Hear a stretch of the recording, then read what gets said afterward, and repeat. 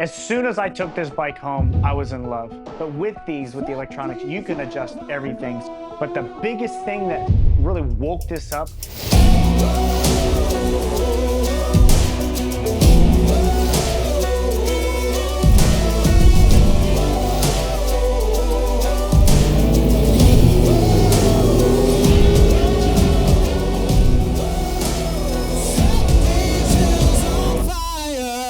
what's up guys, this is Burton Hughes, and today I've got something special for you. Today, we're gonna be talking about my 2025 Ducati Panigale V2 Superquadro Final Edition.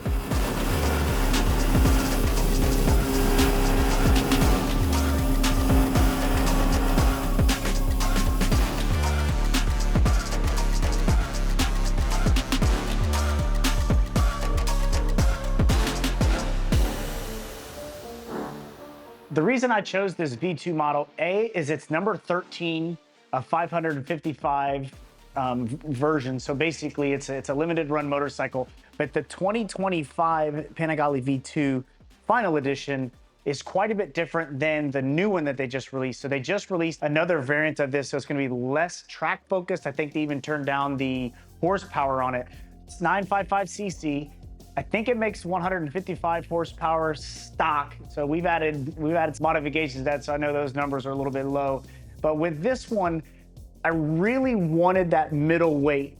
With my collection at this point, I'm adding, more rare bikes, but I also want to make sure that I had each motorcycle in all the different classes. So with this one, it was more about having something that's going to be more track focused, but also very reliable for the street. So let's start off what I did as far as performance first. So on this one, we elected to go with a Aero slip-on exhaust. Some motorcycles, you definitely want to add the headers and mid-pipe, things like that. But with this one, it really wasn't necessary because what they're finding across the torque range and RPM going full exhaust, it wasn't necessary. So we did the Aero slip-on, added the Sprint air filter, and also Alex with Texas Superbikes here in DFW did an ECU flash. The biggest thing you would expect from that is really just the torque all the way through. One thing about these Ducatis is you'll notice with these, with the V-twin, there's torque monsters. So really, from the low speed going all the way through the RPM range, you've got power. So with this, it just smooths everything out. So as far as the ECU flash, just much smoother, obviously sound, of course. But the biggest thing with these motorcycles is you have access through the RPM range, full power all the way throughout, even through the top end. Let's talk about the suspension components with this bike. So with this one, it's like I said, it's a limited run bike, number 13 of 555. But with this one, it already comes with the Öhlins TTX suspension forks and rear suspension. So I didn't have to do any upgrades with that other than really just dialing it in for my height and my weight. That's really important. I would highly suggest getting with someone that can help you dial in the suspension, because with that, it's gonna give the motorcycle more of a custom feel based off how you ride. If you're gonna be doing street, if you're gonna be doing track, you just really wanna make sure that that suspension is dialed in for you. So let's talk about the braking components with this bike. It already comes with the Brembo brakes front and back, but I wanted to upgrade the rotors. I really like the look and feel of the Galfer Wave rotors. One thing that's really cool about these Ducati, really the Ducati platform in general, are all of the rider modes that you can select. I mean, it's almost, I don't want to say infinite because that's a little bit egregious, but with the electronics, you can adjust everything. So you can adjust the wheelie control up or down, you can turn it off. You can adjust the ABS if you want to turn off the ABS for the rear brake, which I do, but it allows you to go in there and really customize your riding style, but also to the conditions. So with mine, I basically turned all the aids off. I know, but for most, if you're just getting into riding or depending on your rider comfort level, experience, those aids are in there to really help you. But for me, I turned most of them off. I turned the ABS off on the rear brake, but I've also been riding for 20 years. So as far as controls, ergonomics in that classification, what I've upgraded is I took the stock mirrors off. I have the stealth mirrors. I really like those because you can open them, adjust them. I also went with the CNC Racing rear sets. All but 2 of my motorcycles I have set to GP shift. A lot of times that you're going from first to second gear, how many times have you missed that shift? it happens often. But the nice thing with going with GP shift is you push it down. I very rarely miss shifts because if you're in a racing situation or if you're just wanting to get into the RPMs, you're pressing down. CNC racing, these Pramac rear sets, they look great. It's almost like adding jewelry to your motorcycle, but they're fully adjustable. So one thing I will tell you, the stock ones are fine. They're great. They were already upgraded. However, for me, I like to have that custom feel and I like that endless options as far as adjustability. On the rear, you've got to take the rear fender off. I like to do the tucked license plate position. I know in some states, some places it's illegal, but here in Texas, as long as the license plate is fully visible, you're good. Feel like Ducatis, like the V2s, the V4s, the lines are so sexy, so why would you want to ruin it? So when it comes to the way you ride, the biggest thing for me is coming down to adjustability. So with the front master cylinder, the brake front master cylinder, and the clutch lever with the Brembo upgrades, they're fully adjustable. One thing that's often overlooked are actually the grips. With this Ducati V2, it already came with the Pro Grip upgrade, so there was no need to change them. On some of my other motorcycles, I've upgraded to the Domino grips and then color coordinated those with the scheme. One thing that I did adjust on this when I got it stock is it was decently as far as the way it shifted, but I went ahead and upgraded to the CNC Racing slave cylinder. I noticed a huge difference with that. If you're just new to riding or newer, it may not necessarily be a must-have upgrade, but I will say it was an absolute game changer. When you're looking down at the handlebars, you'll notice that there's a lot of plastic, and black plastic for me just drives me crazy. I don't know what it is, but on the right-hand side, your on and off switches, I went ahead and upgraded to the GP buttons.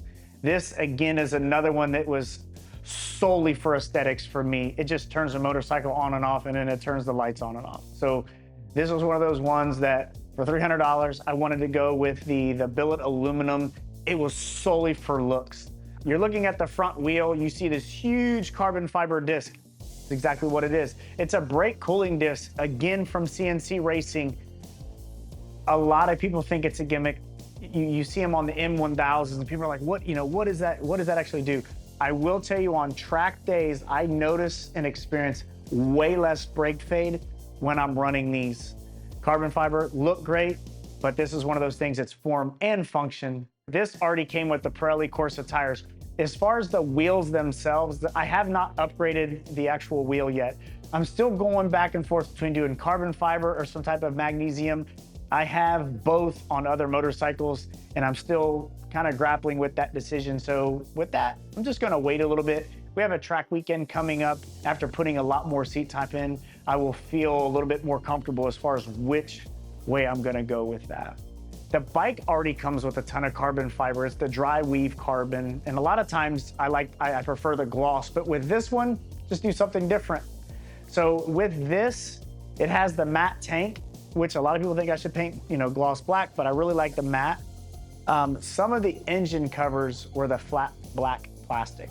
Instead of electing to go to carbon fiber, this panel went ahead and painted those gloss black.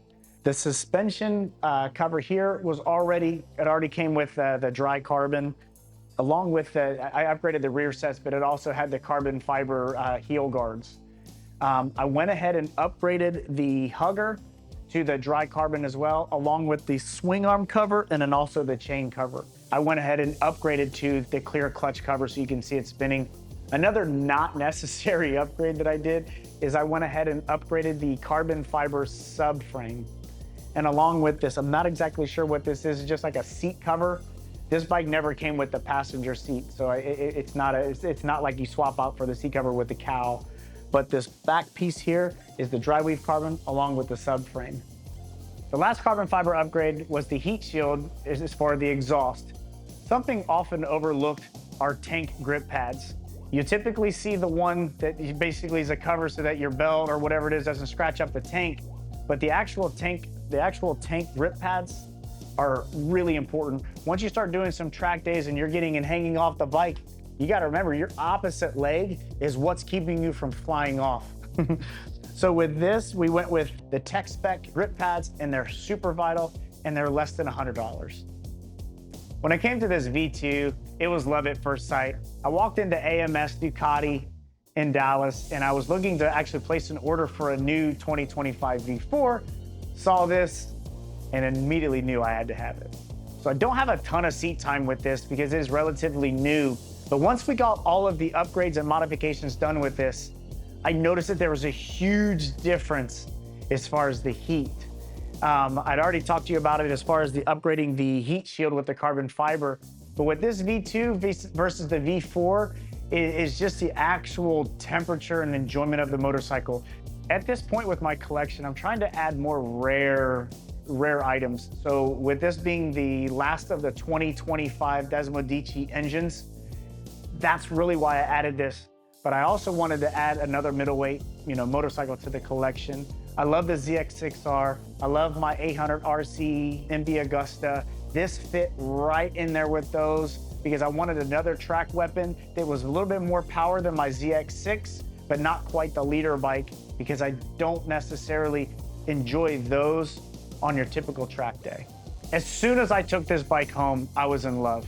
But the biggest thing that really woke this up is adding the Aero slip-on exhaust, and then Alex with Texas Superbikes adding the ECU flash really made this thing come alive.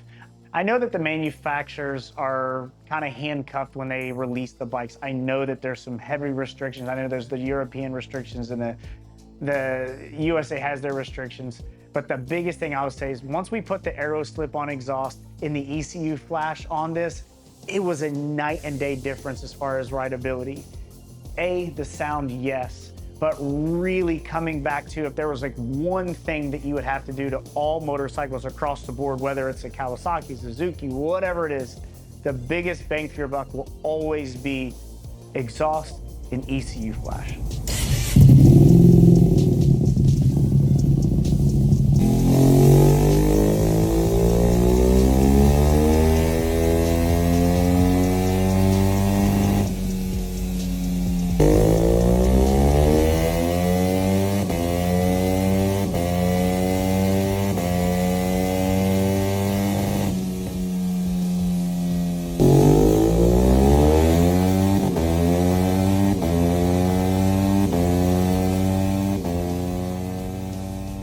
I hate to say it, but Ducati is going away from the single-sided swing arm. So I will say it, I know it's a love-hate. I know there's been a lot of controversy this year, but this being the last 2025, current version of the V2, is I really love the look of the single-sided swing arm. I will always love it. To me, it's like the truly iconic, look of a Ducati.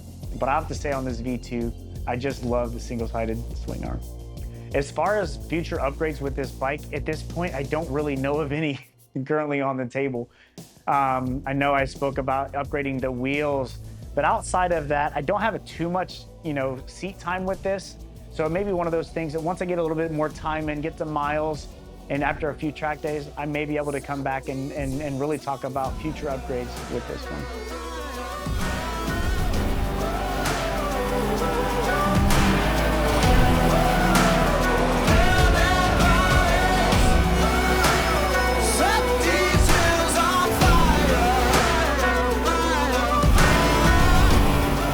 So thank you so much for watching this video. Hopefully you've learned a lot more about my 2025 Panigale V2. Please like, subscribe, and comment below on which motorcycles you would like me to touch base on next.